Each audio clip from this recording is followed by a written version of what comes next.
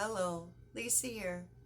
There's a lot we can do to block inflammatory toxins that wreak havoc on our bodies. First step is to lower our stress levels, get our stress and our emotions under control. And second is following a nice, healthy, inflammatory diet. So I'm going to go over a list of foods of do's and don'ts. Um, all I can do is give you the information and what I eat and how it's benefit me along my journey with changing my diet. So um, here we go. Research studies that on red meat and dairy products is like all over the map because they rely on self-reporting data. So for them to connect these foods with disease is hard for them to do. But what I say is that you know how certain foods affect your body. You know when you eat a certain food, meat, red meat, do you feel worse afterwards the next day or hours later? If you consume dairy, do you feel okay or does it bother your system? Like I say, it's all self reporting when it comes to red meats and dairy, and everybody's different. Dairy products I eat in very moderation. I don't drink milk at all, but I do have cheese. I love cheese. I can't help myself, but I eat it in moderation, and it hasn't affected me with my inflammation in my body. So that works for me, but it might not work for someone else. Dairy products may bother you, so you have to sort of feel out the red meat and the dairy products and become aware of your own body, how you feel after you consume these foods. Okay, with that said, there is a strong consensus in these lists of foods reported by Harvard's Women's Health Watch. So I'm going to go by their list. That's how I consume my diet. So I want to share that with you. Okay, we're going to start with a list of foods that cause inflammation in the body. The first one is white flour, white bread, white pastries. If you are consuming that, you might as well be drinking shots of inflammation. These foods are so processed, bleached, and there's nothing left, no nutrition level left in them. So they are definitely adding to your inflammation response in your body. So if you can cut out white breads, white flour, white pastries, you're doing yourself a tremendous benefit by eliminating these processed carbohydrates. Okay? Then I have on my list sugary drinks. That's including soda, juices. A lot of the juices on the market are just added sugar. It says 100% juice until you read the label. You got to start reading the labels because you will be surprised at the types of sugar that they put into fruit drinks. So I suggest Mott's apple juice.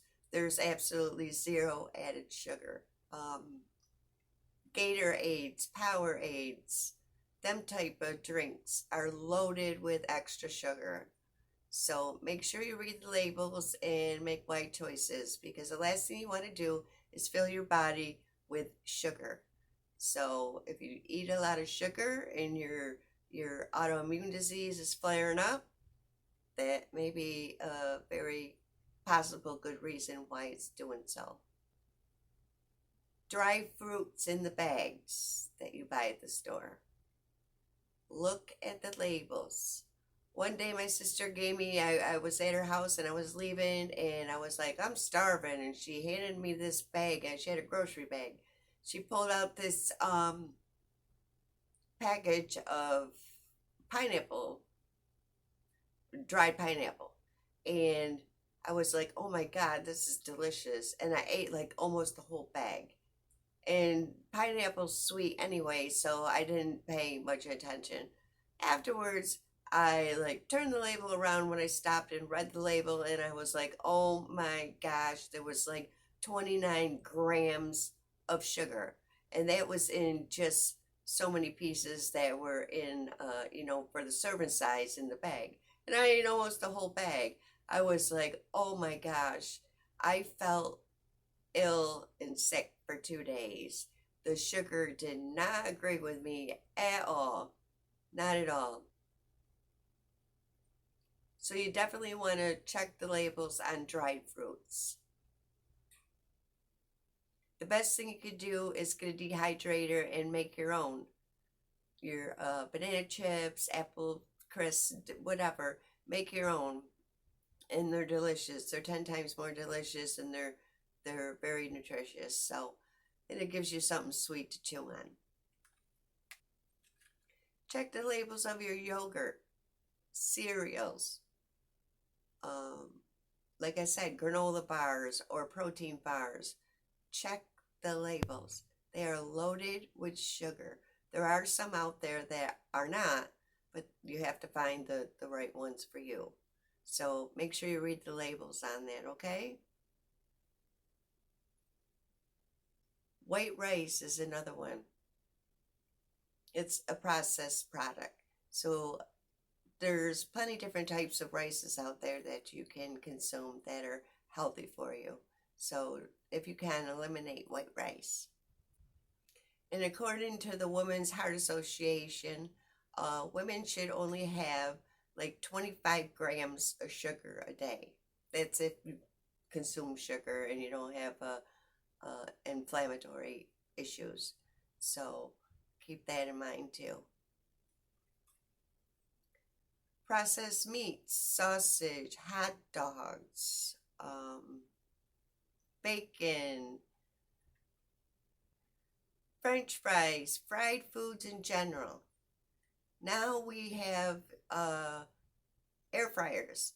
So if you want to eat anything like that, fried foods, get an air fryer. If you can't cut out fried foods altogether, just get an air fryer, and that will help take care of that problem. As long as the meat is treating your system well. So get an air fryer. They are amazing, and they really do work well, and the food is delicious. So give it a try. Eliminating margarine and shortening from your diet. These are definitely foods that cause inflammation in the body.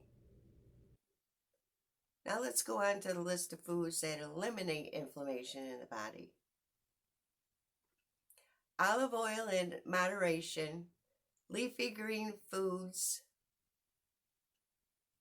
bright colored vegetables, and fatty fish such as salmon and mackerel, for they are full of omega-3s, so they're really good for you and to bring down inflammation in the body.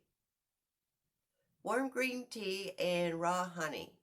Not only are they both great toxin eliminators, but they reduce inflammation in the body. And raw honey actually boosts your immune system also. So they are great for anti-inflammatory drink to enjoy. And it's delicious, so give it a try. And you can get the decaffeinated green tea, so to eliminate caffeine from your diet if caffeine bothers you. Whole grain and wheat bread. And if you eat meat, the leaner the better. When it comes to steak, pork, and lamb, the leaner the better. So trim all the fat off these meats before you cook them. Because too much fat promotes inflammation. So you definitely want to trim your meats if you consume meat. So look for lean protein or vegetarian protein. That depends on what diet you choose. Like I say, you have to pay attention to your own body and the effects that these foods have on you when it comes to meat. Beans, fish, tofu, and boneless chicken breasts. Cocoa. Get cocoa in its purest form. Cocoa.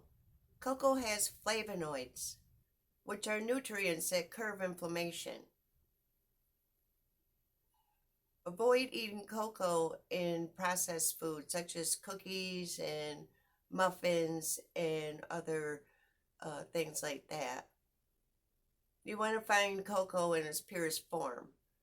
It's delicious in steamed milk. You can put it in smoothies, chili. There are many different ways to ingest cocoa, and it's really good at lowering inflammation. Lentils, red, green, black, brown. These seeds are a great source of fiber. You can add them to soups and Indian food. They're really delicious in both. If you don't like lentils, try beans and peas. That's an alternative that you have. Extra virgin olive oil is a good fat. It also carries a natural chemical that is equivalent to taking ibuprofen for inflammation. So, what's better to do? To use extra virgin olive oil or to take ibuprofen? The choice is yours, but it has the natural chemical in it that works exactly the same as ibuprofen does.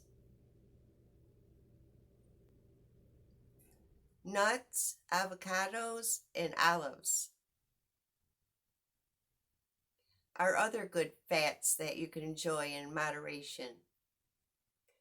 White button mushrooms are also delicious and are great in anti-inflammatory food. So let's start eating lots of veggies. The fresher, the better. And the more you eat, that's even better too. So good luck with your anti-inflammatory diet. Try everything out. See what works for you, what's best for your body, and what your body doesn't like. It'll let you know. Much love, Lisa.